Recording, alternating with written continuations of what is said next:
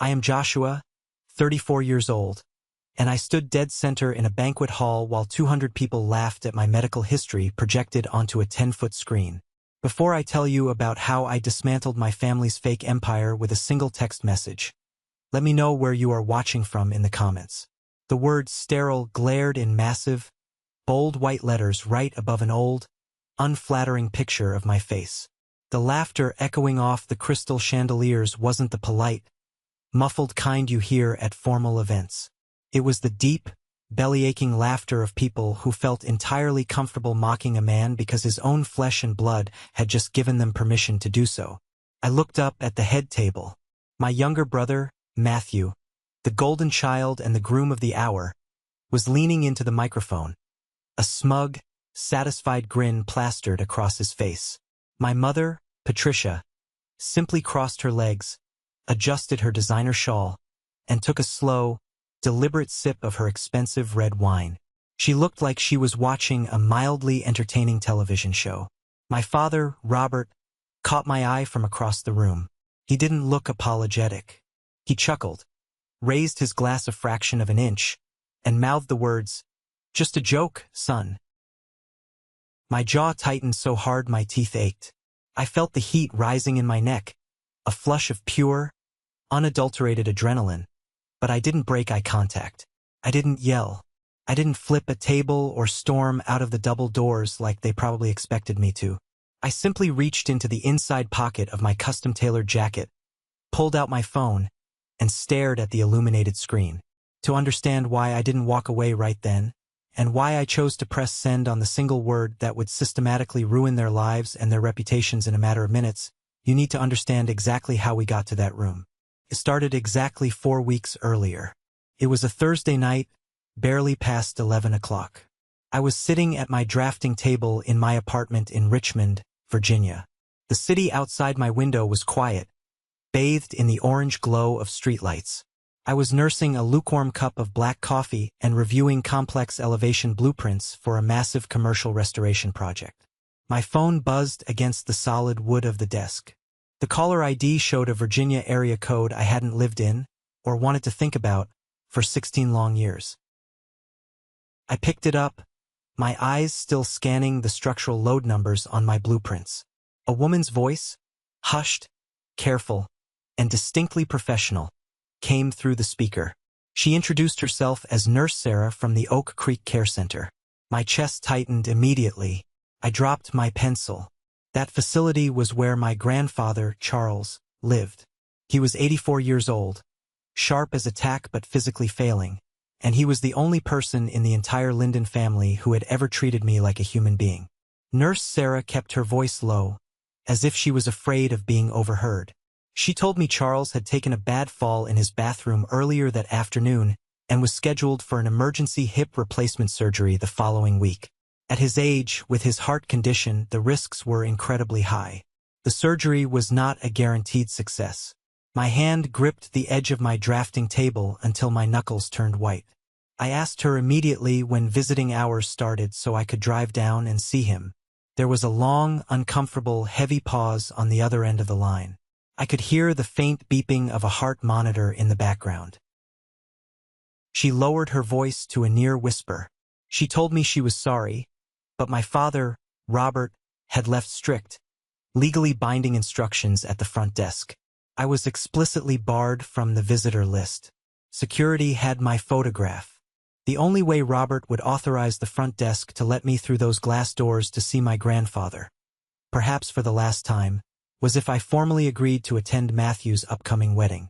It was a hostage situation, plain and simple.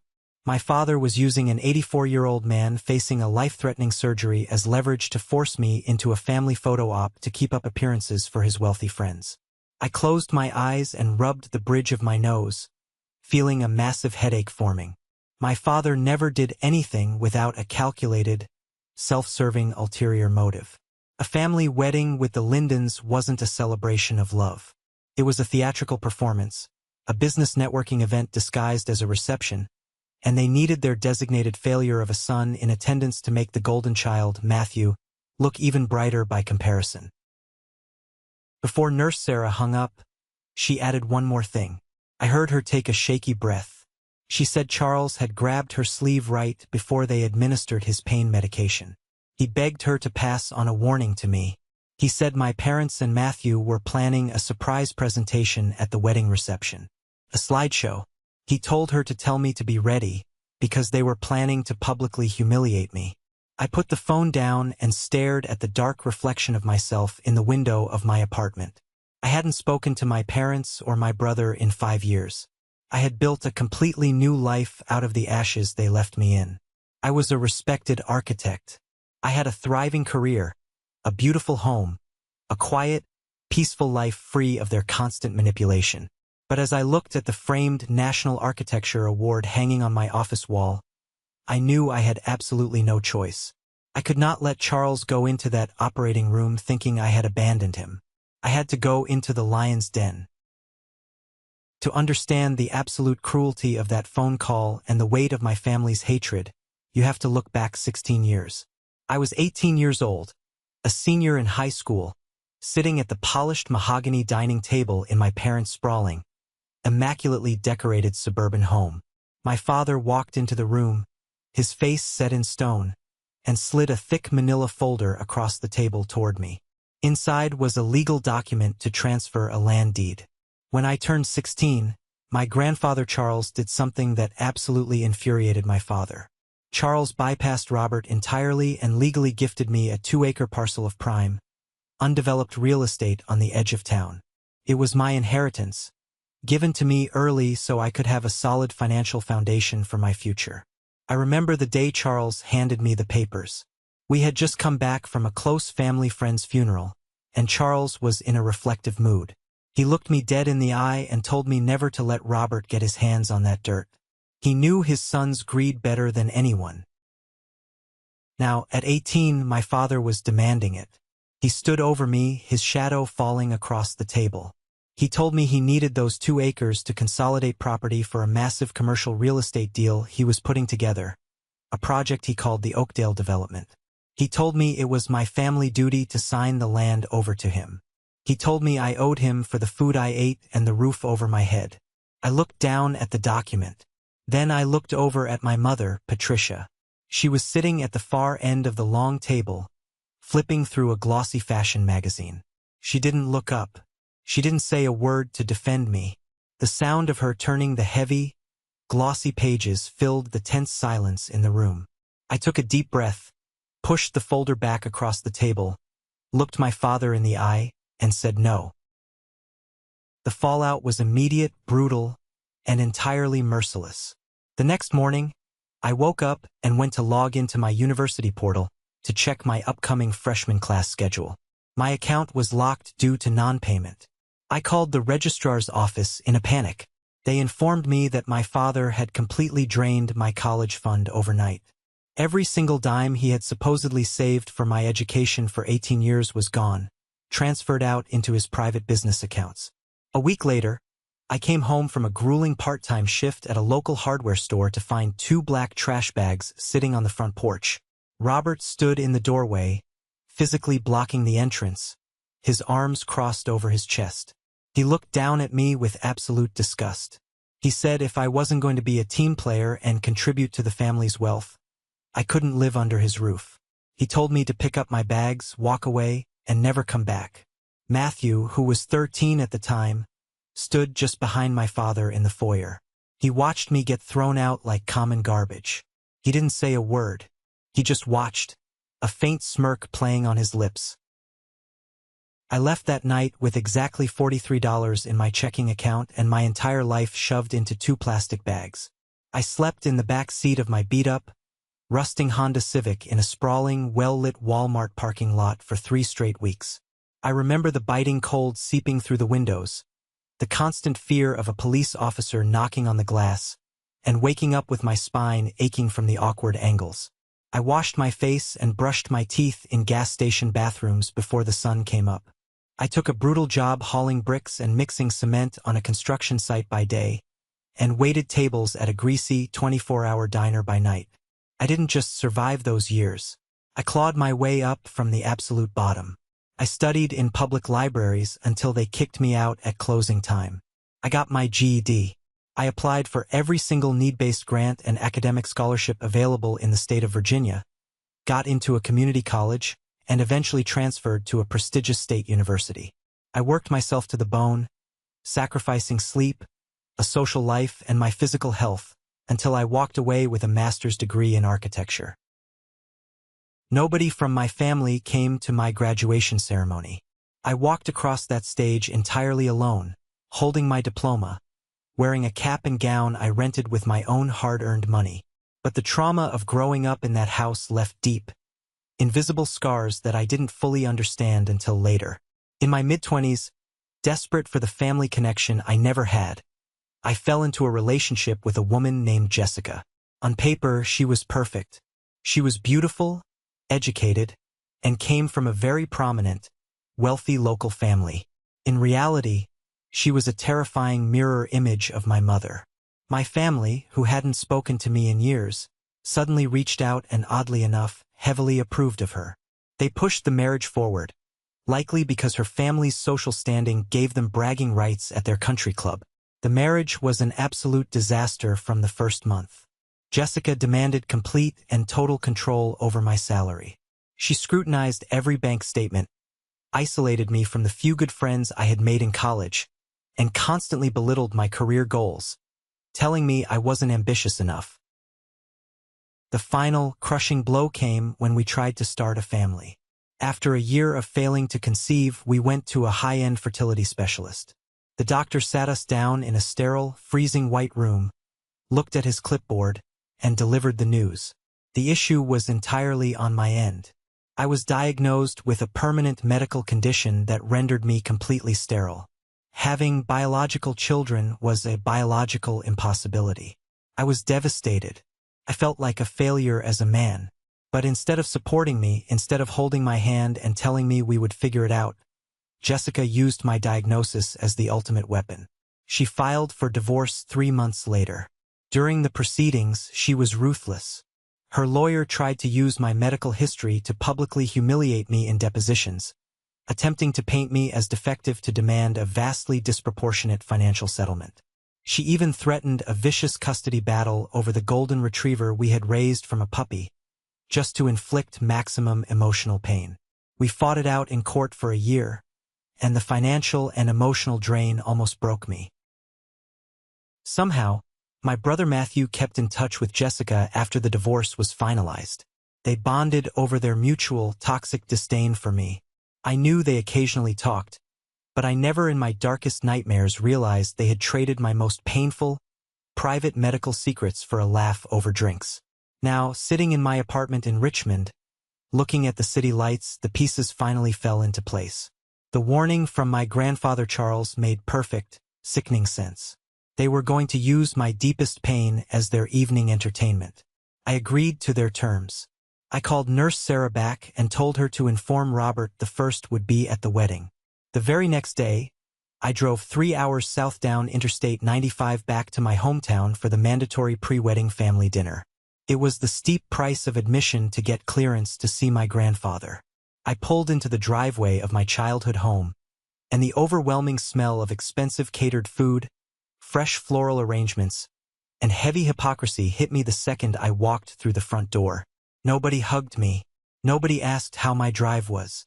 My mother, Patricia, looked me up and down with absolute, undisguised disgust.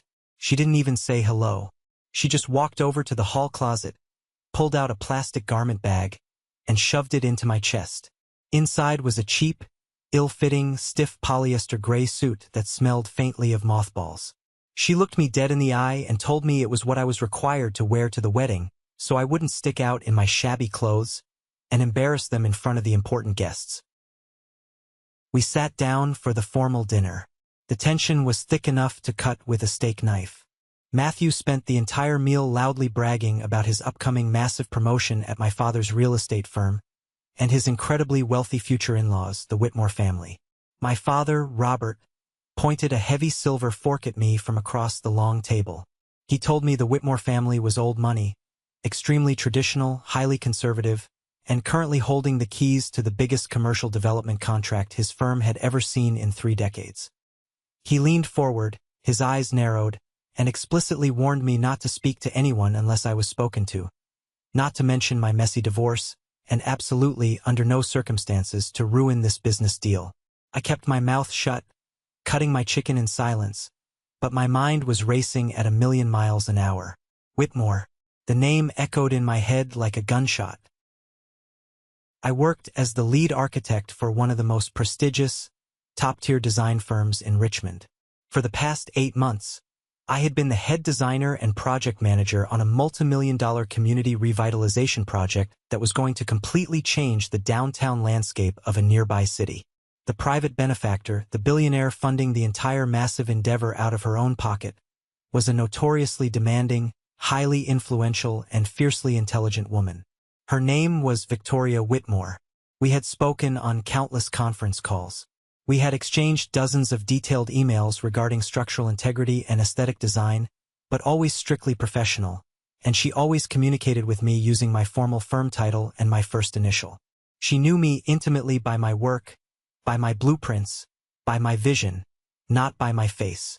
I realized right then, sitting at that dining table, looking at my father's greedy, sweating face, that the billionaire woman funding my massive project was Matthew's future mother-in-law.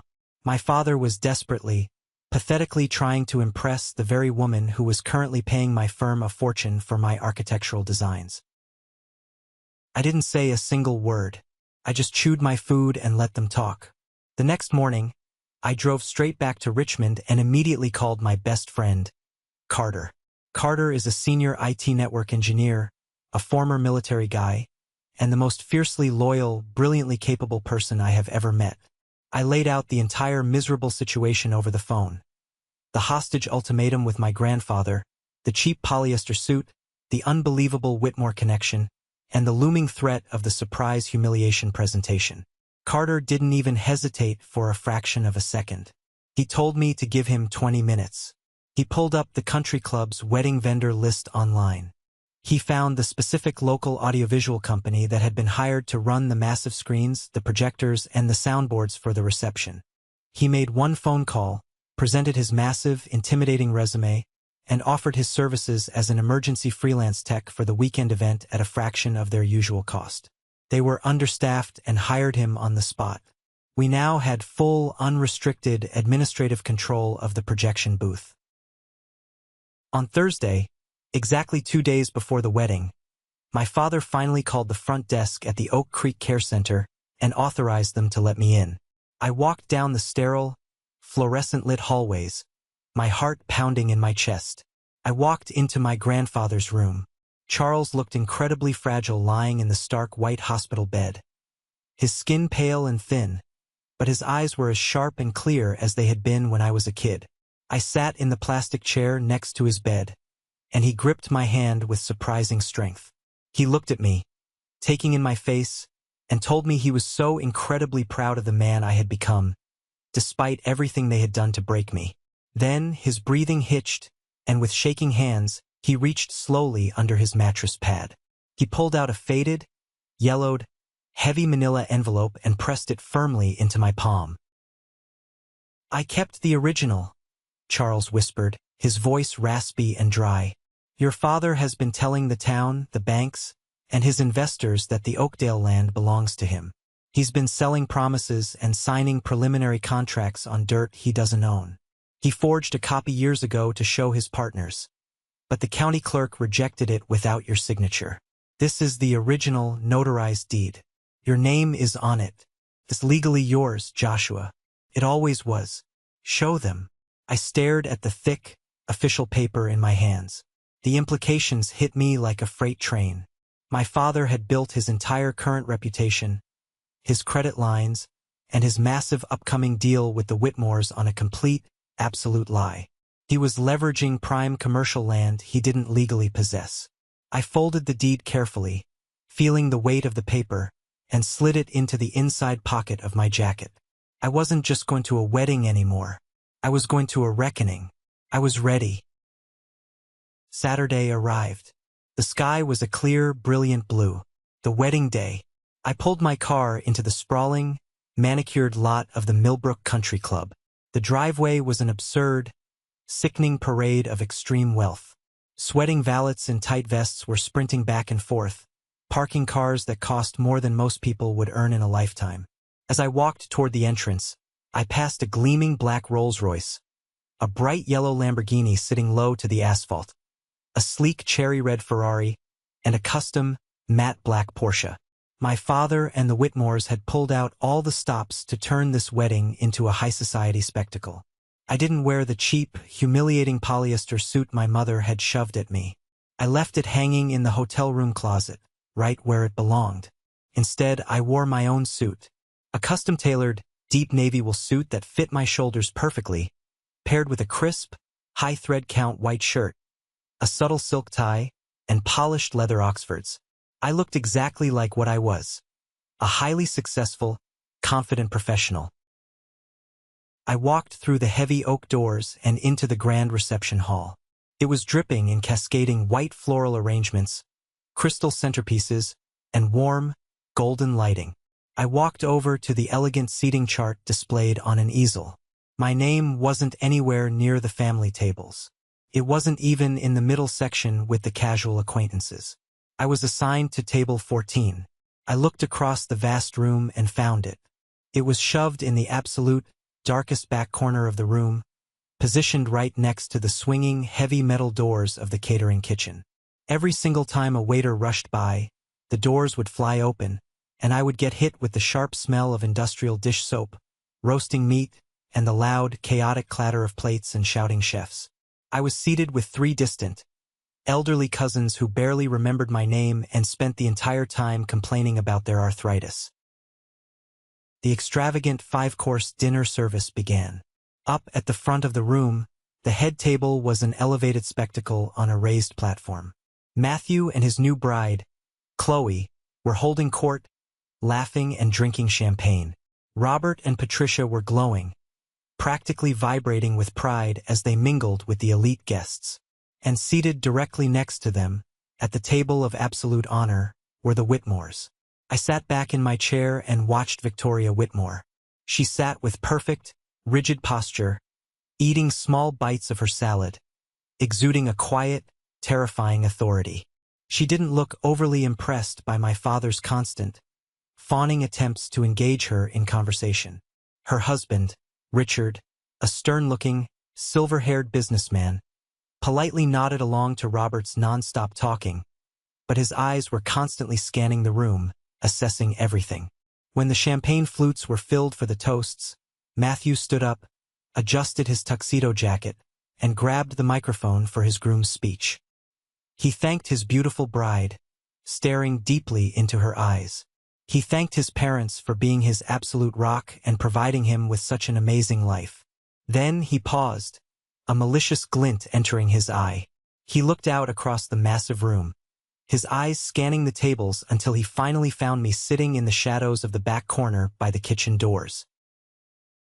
I also want to take a second to give a quick shout-out to my older brother, Joshua, Matthew said, his voice echoing loudly through the state-of-the-art speakers. We really weren't sure he was going to make it today. Actually, to be totally honest with all of you, we weren't sure he'd ever make much of himself at all. But hey, he managed to find a suit that almost fits and he showed up. Let's give him a hand for trying his best. A ripple of awkward, highly uncomfortable, polite applause scattered through the room. A few people at the tables near me physically turned around in their chairs to look at me with blatant pity. My mother, sitting at the head table, covered her mouth with her manicured hand, clearly hiding a delighted smirk. I didn't react. My face was stone. I took a slow sip of my ice water and casually glanced up toward the dark back balcony overlooking the dance floor. There, standing in the shadows of the audiovisual booth, was Carter. He was wearing a black polo shirt with the AV company's logo embroidered on the chest. He caught my eye, his face totally serious, and gave a single, firm nod. The encrypted USB drive we had created was loaded and ready to go. His hand was resting directly over the main system override switch. The storm was finally here, and I was standing perfectly, dangerously still in the dead center of the eye. The lights in the banquet hall dimmed to a soft glow. The DJ's voice boomed over the speakers, announcing that it was time for a very special presentation from the groom's family. A massive 10 by 6 foot projection screen slowly lowered from the ceiling right behind the dance floor. Upbeat, obnoxiously goofy circus-style music started playing through the surround sound system. The screen lit up with photos. But they weren't the standard, heartwarming childhood photos of Matthew and me playing together in the backyard. They were photos of me, specifically chosen and poorly edited to make me look as pathetic as humanly possible. The first slide showed a grainy picture of me at 19, looking utterly exhausted, covered in engine grease and sweat from my shift at the diner, standing next to my beat-up car. The next slide was a picture taken at a family event during my miserable marriage to Jessica. I looked hollowed out and depressed. The text flashed, "Divorced, broke, alone." The laughter grew significantly louder. It wasn't polite anymore. People at the tables near me were openly turning around, pointing their fingers, and snickering behind their hands. Then came the final slide. A picture of me looking downward, my face cast in shadow, and right across my forehead, the word sterile flashed in massive, inescapable font. The laughter erupted into a full-blown roar. Matthew leaned heavily into the microphone at the head table and said, "Don't laugh too hard, everybody. He might actually cry." My mother swirled her wine, looking thoroughly entertained, completely devoid of maternal instinct. My father gave me that condescending, victorious smile. I took out my phone. The metal felt cold in my hand. I opened my text messages. I had one draft ready, addressed to Carter. I didn't hesitate. I didn't feel an ounce of regret. I hit send. The word was, "Begin." Instantly, the goofy circus music cut out with a sharp, piercing screech of static that made several guests wince and cover their ears. The massive screen went completely pitch black. "Hey, AV guy, fix the screen," Matthew yelled angrily into the microphone, looking annoyed that his moment of triumph was interrupted. The screen snapped back on, but the font wasn't jagged and red anymore. It was clean, sharp, professional white text on a sleek dark background. The room fell into a dead, confused silence as my face appeared on the screen, but it was a recent, high-resolution professional architectural headshot. I looked confident, sharp, and commanding. The text appeared line by line, crisp and undeniable. "You called me a dropout. Fact. Master's degree in architecture. Graduated top 5% of my class. You called me a failure. Fact. Fully licensed senior architect. You called me broke. Fact. Winner of the National Commercial Design Award. Zero debt. Homeowner." A low, buzzing murmur swept through the 200 guests.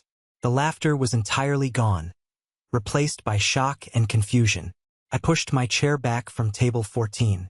The wooden legs scraped loudly, violently against the polished hardwood floor. I stood up to my full height. I didn't rush. I didn't run. I walked slowly, deliberately, and with absolute purpose down the long center aisle of the banquet hall, walking straight toward the elevated head table. "What the hell is this?" Robert hissed, his face turning an angry, blotchy shade of purple. He stood up abruptly, pointing a shaking finger toward the dark projection booth on the balcony. "Turn that garbage off right now." "He can't," I said, my voice carrying clearly through the silent room without needing a microphone. "The entire AV system is locked behind an administrative firewall." I stopped exactly 10 feet from the head table. I looked right past my father and locked eyes with Matthew. He looked like a deer in headlights. "You wanted to share facts about my life with your friends, Matthew? Let's share them," I said, my voice ringing out with years of repressed anger finally breaking free. "I survived living in a freezing car for 3 weeks because our father threw me out onto the street for refusing to hand over inheritance land that legally belonged to me. I survived a deeply toxic, financially abusive marriage that you fully supported. And my medical condition is a private, devastating biological tragedy, not a cheap punchline for your pathetic vanity." Patricia stood up, her face pale, her hands trembling. "Joshua, stop this immediately. You are ruining your brother's beautiful wedding. You have always been a disgrace to this family. The only absolute disgrace in this room, I said, my voice turning incredibly cold and steady, is a mother who sits there and drinks expensive wine while her own son's deep medical trauma is mocked on a 10-foot screen for sport. Suddenly, the sharp screech of a heavy wooden chair being pushed back violently echoed from the front VIP table. Victoria Whitmore stood up. She didn't look at my parents. She didn't look at the bride, or the groom, or the hundreds of staring guests. She walked slowly around the edge of the large round table, her designer heels clicking sharply and rhythmically on the wood floor, and she stopped right in front of me. She looked up at the massive screen displaying my professional credentials, then looked back down at my face, studying my features closely. "Joshua?" she asked, her voice carrying a tone of absolute shock, realization, and dawning respect. "Yes, Mrs. Whitmore, or as you usually call me on our Thursday morning project alignment calls, J.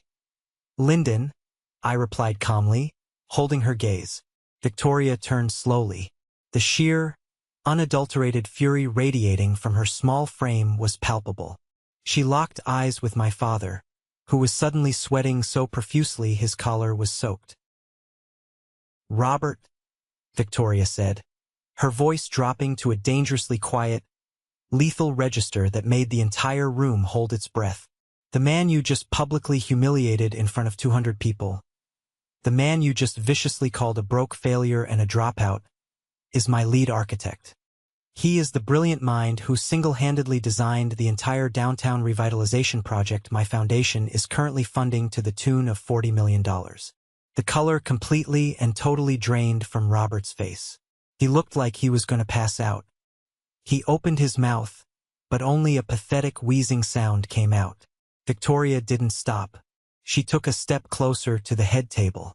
"If this is how you maliciously treat your own flesh and blood, I shudder to think how you treat your business partners behind closed doors. The Oakdale development deal is officially dead. My family, my foundation, and my associates will not do a single cent of business with a man so completely devoid of basic human decency and integrity. This is a moment that changed everything, when I finally regained control of my life. Thank you for your patience in getting this far. You are amazing. Please like the video and leave a comment below to let me know you've been with me. This will not only help more people find this story, but also let me know that my experiences are meaningful to someone. Your support is the biggest motivation for me to continue sharing the rest of this journey." The silence in the grand banquet hall was absolute and terrifying. You could have heard a pin drop on the carpeted sections.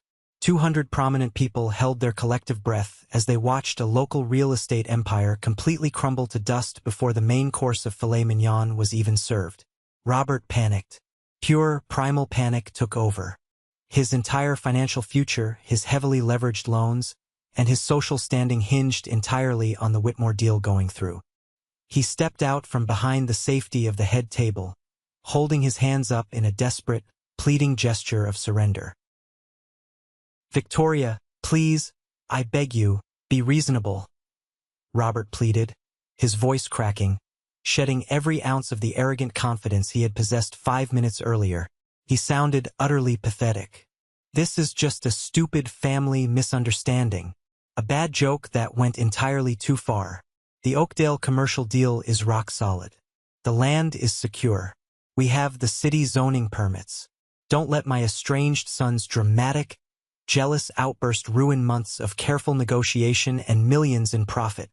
I didn't say a word. I simply reached back into the inside pocket of my navy jacket. My fingers brushed against the thick, folded, slightly frayed paper my grandfather Charles had given me in the Stark Hospital room. I pulled it out, unfolded it slowly, and held it up high for the entire room to see. "Are you talking about the Central Oakdale land, Dad?" I asked, my voice cutting cleanly through his frantic, sweating panic. I stepped past Victoria and handed the document directly to Richard Whitmore, who had stepped up from the table to stand protectively beside his wife. Richard took the paper, adjusted his reading glasses, and his eyes rapidly scanned the dense legal text and the embossed notary seal at the bottom. "This is the original, legally binding deed to the central 2-acre parcel of the Oakdale development, I said loudly, turning slightly so that the wealthy local investors seated at the nearby tables could hear every single syllable clearly. My grandfather gifted it to me 16 years ago. It has never changed hands. I never signed it over, despite the threats. My father has been selling you a massive commercial project built directly on land he does not and has never legally owned. You committed felony fraud, Richard said flatly, his voice echoing off the walls. No, Richard, listen to me. I can explain. It's a complicated family trust issue. I have the overarching rights to develop. Robert stammered wildly, physically backing away until his back hit the edge of the head table, knocking over a crystal champagne flute. It shattered on the floor. We are leaving, Victoria announced. She didn't yell. She didn't have to raise her voice. True power never has to shout. She turned to her daughter, Chloe, the bride, who was standing frozen in her expensive white lace dress, tears welling up and spilling over her mascara. Chloe, you can stay with this family if you truly wish. But your father and I are done here. Richard handed the deed back to me with a sharp, highly respectful nod. He didn't say a word to me, but the look in his eyes said everything. Then, the Whitmores turned together and walked with purposeful strides out of the banquet hall. The dam broke. The moment the wealthiest, most influential family in the room left in disgust, the illusion of the Linden family's perfection completely shattered. A prominent banker at table 4 stood up, grabbed his wife's expensive coat off the back of her chair, and walked toward the exit without looking back. Then a couple from table 8 stood up. Then an entire table of Robert's local business associates, men who had just been clapping for Matthew, got up and silently, quickly filed out of the room to distance themselves from the radioactive fallout. Patricia fell back heavily into her chair. Her carefully maintained, decades-long facade of composure completely and totally collapsed. She wasn't crying because of what she had cruelly done to her own son. She was sobbing hysterically because her precious social standing was evaporating into thin air right in front of her eyes. You ruined everything, Patricia wailed, pointing a shaking, manicured finger at me, her face streaked with tears. My reputation, our family's name. How could you be so selfish? How could you do this to us? Before I could even formulate an answer, an elderly woman seated at a nearby table stood up. It was Mrs. Higgins, a lifelong, fiercely loyal friend of my grandfather Charles. She calmly picked up her designer clutch from the table, smoothed down her skirt, and looked down at my weeping mother. Patricia, Mrs. Higgins said, her voice dripping with years of unspoken disdain.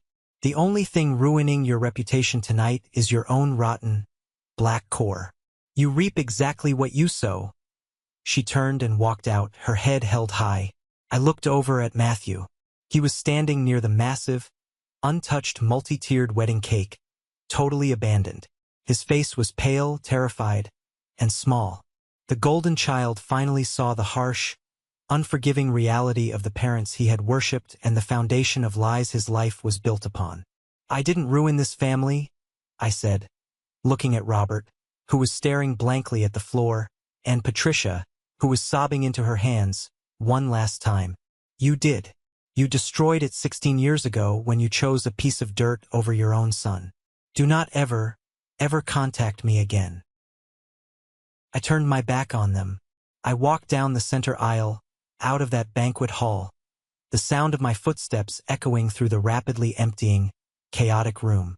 I pushed through the heavy double oak doors and stepped out into the cool, crisp October night air. The parking lot was a mess of headlights as people scrambled to get their cars from the valet. Carter was leaning casually against the hood of my car at the far end of the lot. He had already slipped out the side door of the AV booth before the chaos peaked. He was holding 2 steaming paper cups of cheap gas station coffee. He handed me one as I walked up. He didn't ask if I was okay. He didn't need to. He just clinked his paper cup against mine in the cool night air. Hell of a presentation, man, Carter said, a small, genuine smile breaking across his face. I looked back at the country club, then down at the cup in my hand. I took a slow sip of the bitter, scalding coffee. Tasted better than any champagne I had ever had. Tasted like absolute freedom. The drive back to Richmond that night was the quietest, most peaceful 3 hours of my entire life. Carter drove my car while I leaned my head against the passenger side window, watching the dark outlines of the Virginia trees blur past. We didn't play any music. We didn't need to. The silence wasn't heavy or uncomfortable. It was the sound of a massive, suffocating weight finally being lifted off my chest. For 16 years, I had carried the shame, the guilt, and the false narrative that my family had carefully constructed around me. I had let them convince the world, and sometimes even myself, that I was the broken one.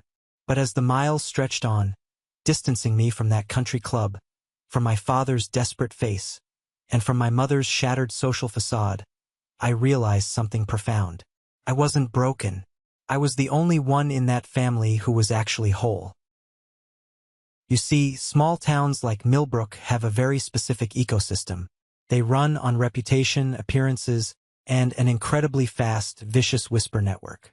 When you build your entire life on a foundation of looking down on others, the moment you stumble, those same people will trial over each other to watch you fall. And my family didn't just stumble. I had pushed them off a cliff on a 10-foot high-definition screen. Over the next few weeks, I didn't have to lift a finger or make a single phone call to know exactly what was happening back in my hometown. The gossip flowed like a river, and Carter, who finds an almost terrifying level of enjoyment in monitoring local community Facebook groups, kept me thoroughly updated. The fallout was immediate and absolute. The Monday morning after the wedding, Victoria Whitmore made good on her promise. She didn't just walk away from the Oakdale project. She actively, completely decimated my father's professional credibility. She made a few strategic phone calls to the board of directors at the regional bank that held my father's commercial loans. Once the bank realized that Robert Linden had been securing massive lines of credit using an inheritance deed he did not legally possess, the dominoes began to fall.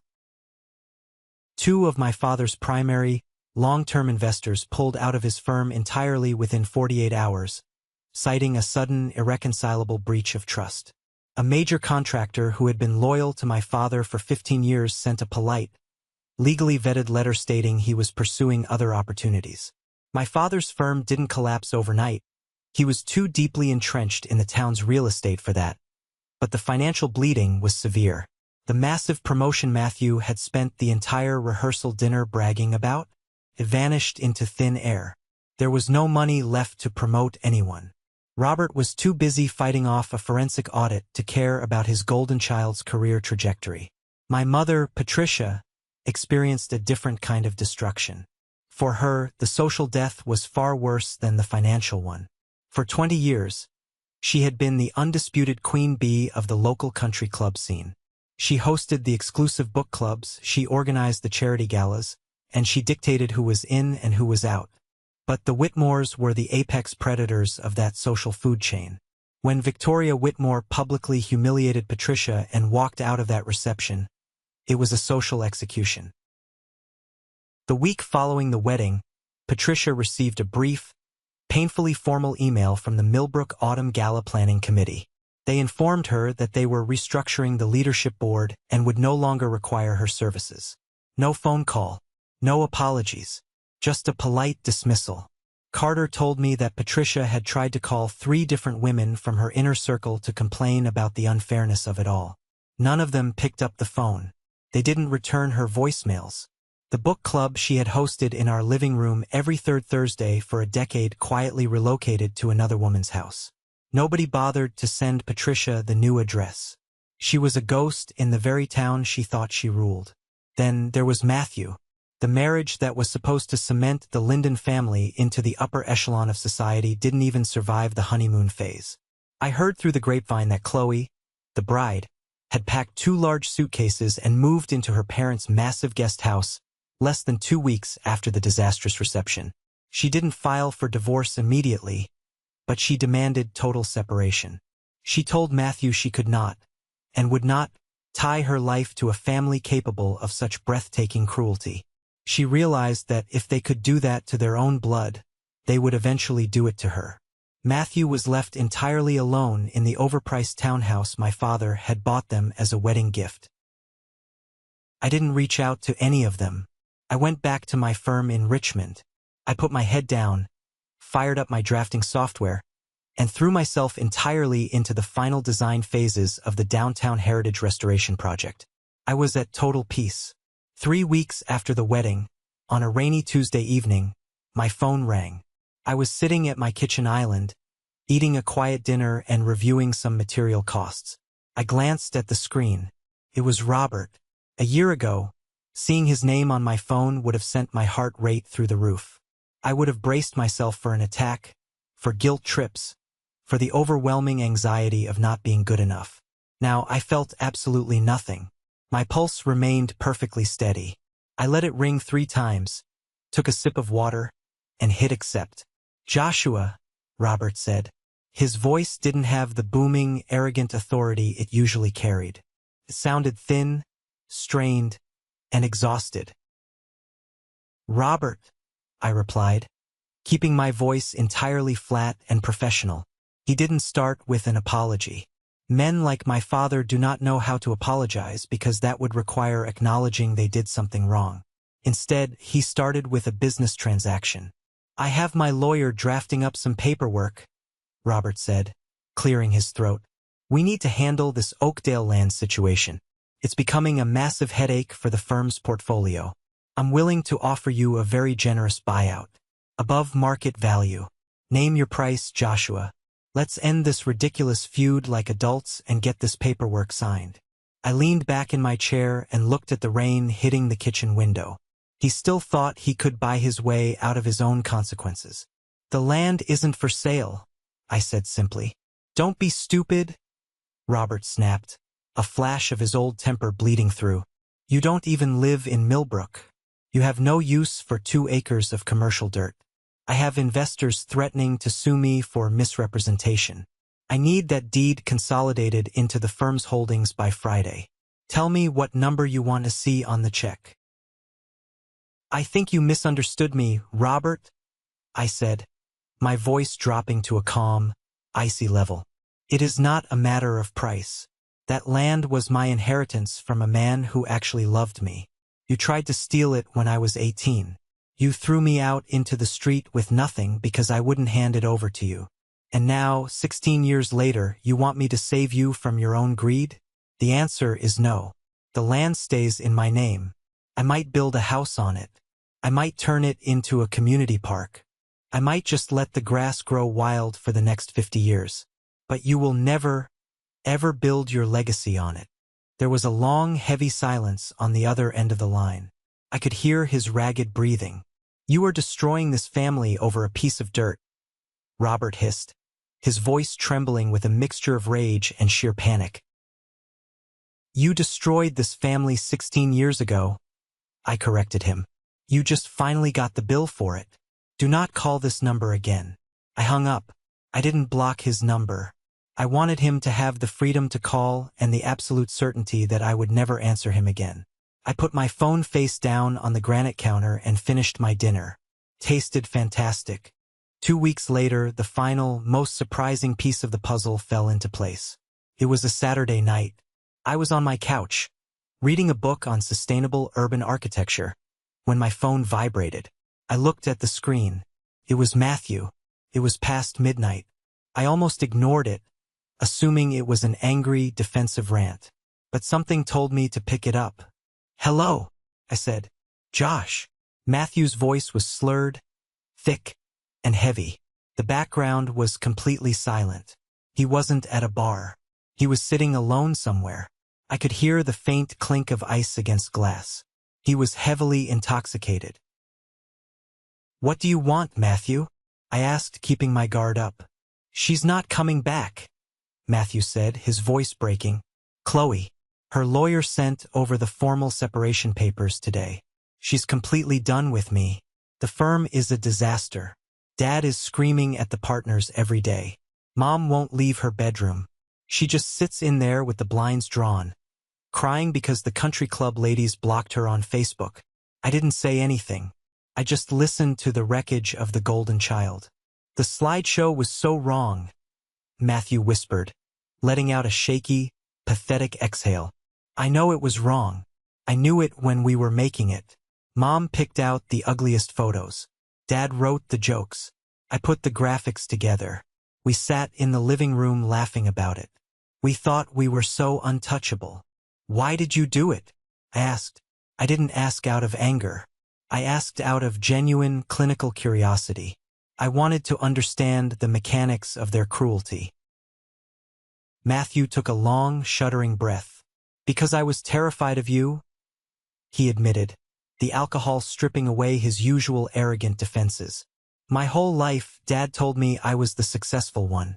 He told me I was the smart one, the one who did things right, the one who stayed and followed the rules.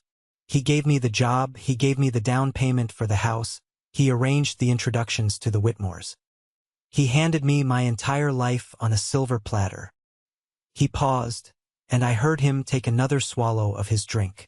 But then I would look at you, Matthew continued, his voice dropping to a harsh, raw whisper. You had nothing. We literally stripped you down to nothing. We threw you out in the trash. And you built this incredible, massive life anyway. You got the degrees. You won the awards.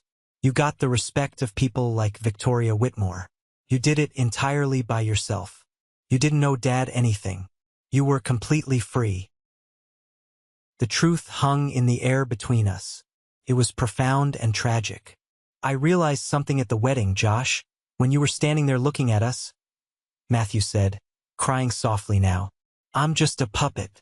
I'm a 30-year-old man, and I have never made a single real decision in my entire life. Dad pulls the strings, Mom polishes the strings, and I just dance. I made fun of you for being alone, but I'm the one who is completely empty. I have nothing that is actually mine. It was the most honest, vulnerable thing my younger brother had ever said to me in his entire life. I could have been cruel in that moment. I could have listed every single time he twisted the knife. Every holiday I spent eating cheap diner food alone while he opened extravagant gifts. Every lie he helped spread about my divorce. But cruelty was their language, not mine. I had already won. I didn't need to kick a man who had already tied his own noose. You're right, Matthew, I said quietly. You don't have anything that is yours. But you can start. How? He sobbed.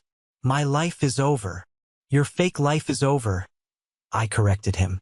Without me around to be the family punching bag, you guys finally have to look at yourselves in the mirror. It's ugly, but it's reality. I can't fix your life, Matthew. I won't ever be your best friend. Too much has happened. But you can start by getting professional help. Go find a therapist. A real one. Not someone Mom recommends. Someone who will sit in a room with you and force you to look at the incredibly toxic programming you were raised with. There was a long silence. Do you think I can change? He asked, sounding exactly like the frightened 13-year-old boy who stood in the foyer and watched me get thrown out. I think everyone has a choice, I said. I made mine 16 years ago. It's time you make yours. I didn't say goodbye. I just gently ended the call. I set the phone down on the table and looked out at the Richmond skyline. The city lights were bright and steady. I felt a deep, profound sense of closure. The war was officially over. I had dismantled the false idols of my family, not with anger, but with undeniable facts. Now it was time to build. Part 8. Epilogue. The following Saturday morning, I woke up early. I didn't have to navigate any ultimatums or jump through any toxic hoops. I just got in my car, bought a hot black coffee, and drove to the Oak Creek Care Center. Nurse Sarah greeted me at the front desk with a massive, warm smile. She didn't have to check any restricted visitor lists. She just pointed down the hallway toward the sunroom. My grandfather Charles was sitting in a comfortable armchair near the large glass windows. A crocheted blanket draped over his lap. His hip surgery had been a complete success. The physical therapy was grueling, but he was stubborn, and he was fighting his way back to mobility. When he saw me walk into the sunroom, his entire face lit up. It wasn't the fake, polished smile my parents used. It was real, deep, and filled with absolute joy. I pulled up a chair next to him and grabbed his hand. His grip was still remarkably strong. "I heard you caused quite a bit of trouble at the country club, my boy," Charles said, his eyes twinkling with pure mischief. "I just gave a presentation, Grandpa." I smiled. "They provided the projector. I just provided the facts." Nurse Sarah walked over with a tablet computer in her hands. She was grinning from ear to ear. "Charles has been making me show him this video every single morning after his physical therapy," she said, handing me the tablet. I looked at the screen. Someone, likely a younger cousin or a date of one of the guests, had pulled out their phone and recorded the entire confrontation at the wedding. The video had been quietly passed around the extended family chat groups. I watched myself on the small screen, standing tall in my navy suit, pulling the inheritance deed out of my jacket pocket and handing it to Richard Whitmore. I watched Victoria Whitmore absolutely eviscerate my father. Charles leaned over, tapped the screen with his weathered finger, and let out a loud, booming laugh. "Look at Robert's face." Charles chuckled, wiping a tear from his eye. "He looks like he swallowed a lemon whole. I told you, Joshua. I told you to never let him get his hands on that land. You stood up to him. You stood up to all of them in front of the whole damn town. That's my boy. That is exactly the man I knew you would become." We sat in that sunroom for 3 hours. We didn't talk about the wedding anymore. We talked about architecture. I pulled out my laptop and showed him the 3D rendered models of the Downtown Heritage Project. I showed him how I was preserving the historic brick facades while integrating modern, sustainable glass structures. He listened to every single word, asking incredibly sharp questions about load-bearing walls and material sourcing. For the first time in my life, I felt like I truly had a family. For months later, the season changed from autumn to a crisp, bright winter. I stood in the men's restroom of the Millbrook City Hall, adjusting the silk tie of my custom suit in the mirror. Today was the day. Today was the final, official presentation of the Oakdale Downtown Revitalization Project to the City Council and the primary investors. I walked out of the restroom and pushed open the heavy double oak doors of the council chambers. The room was packed. Sitting in the front row were the members of the city council, the mayor, and several prominent local business leaders. I recognized at least a dozen faces in that room. They were the exact same people who had been sitting at the banquet tables at Matthew's wedding. They were the people who had initially laughed when my face flashed on the screen with the word failure. But today there was no laughter. Today there were no jokes. I walked up to the podium. Victoria Whitmore was sitting in the front row, holding a sleek leather portfolio. She looked up at me and gave a single, highly respectful nod of approval. I turned on the massive digital display behind me. I didn't need notes. I knew every square inch of this design. I spoke for 45 minutes, detailing the structural enhancements, the community spaces, the economic impact, and the aesthetic integration of the historic properties. I commanded the room with absolute authority. When I looked out into the audience, those same businessmen who had watched my father crumble were now nodding vigorously, taking furious notes, and looking at me with undisguised awe and respect. When I finished the presentation, the room erupted into applause. It wasn't polite, golf clap applause. It was genuine, enthusiastic recognition of a masterclass in architectural design. The mayor stood up and publicly thanked me for bringing such an incredible vision to their town. After the meeting, I walked out the front doors of City Hall. The cold winter air hit my face, sharp and clean. I stood at the top of the concrete steps and looked out over the town of Millbrook. The town that had whispered about me. The town where my father had tried to erase my existence. The town where I had been thrown out with garbage bags. I wasn't the town's disgrace anymore. I was the architect rebuilding its future. My 2 acres of land, the inheritance from my grandfather, remained entirely untouched on the edge of town. Sat there, quiet and peaceful. Maybe one day I will build a sprawling, beautiful house on it. Maybe I will build a small, quiet cabin where my grandfather can sit on the porch and watch the creek. Or maybe I will just leave it exactly as it is, a permanent, undeniable monument to the fact that some things, and some people, can never be bought, bullied, or stolen. They called me sterile, divorced, a failure, a dropout, broke, and alone. I am a few of those things. I am divorced. I am sterile. But those medical and legal realities do not define my worth as a man. They are simply chapters in a much larger, much more successful book. I am not broke. I am not a failure. And I am certainly not alone. I have my best friend. I have my grandfather, and most importantly, I finally have profound, unshakable respect for myself. You do not need your family's permission to have a life worth living. You do not need to sit at their table if they are serving you poison. You just need to stop asking for a seat, stand up, and build your own damn house. That is my story. And if you have stayed with me until the very end of this video, I want to take a moment to speak directly to you. We are often programmed by society to believe that family is an unbreakable bond, that blood dictates loyalty no matter how toxic the environment becomes. But the greatest lesson I learned from surviving the Linden family is that respect is the absolute baseline for any relationship, blood or otherwise. If someone requires you to shrink yourself, to hide your truth, or to endure humiliation just to earn their love, that is not love. That is control. Setting boundaries is not an act of cruelty. It is an act of extreme self-preservation. You cannot heal in the same environment that broke you. Walking away from the people who share your DNA might be the hardest thing you ever do, but it is also the key to unlocking the life you actually deserve. You have the power to redefine what family means to you, and it starts by protecting your own peace. I want to know what you think. What was the most important takeaway from this story for you? Have you ever had to walk away from a toxic family dynamic to save yourself? Please share your thoughts in the comments below, or if you simply agree that setting hard boundaries is necessary for a peaceful life, just comment the word good down below.